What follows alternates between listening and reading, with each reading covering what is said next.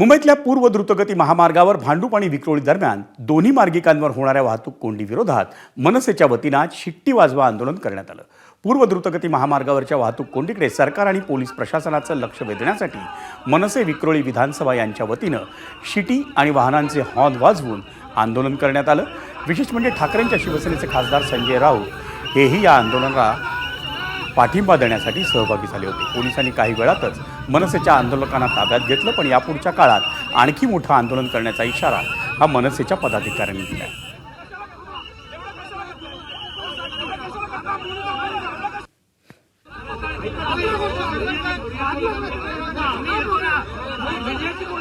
प्रशासनाने हे हुकुमशाही पद्धतीने थांबवण्याचा प्रयत्न केलेला आहे आणि आम्हाला कुठल्याही प्रकारचं आंदोलन किंवा जनजागृती करण्यासाठी त्यांनी परवानगी दिलेली नाहीये आणि अशा प्रकारे गळचेपी करून आम्हाला अटक करण्याचा प्रयत्न करत आहेत। संजय राऊत देखील तुमच्या आंदोलनात सहभागी झाले। लवकरच एकत्रित युतीमध्ये जे काही एकत्रितपणे आम्ही यामध्ये मोठ्या प्रमाणात आंदोलन करण्याचं आश्वासन त्यांच्याकडून आलेलं आहे।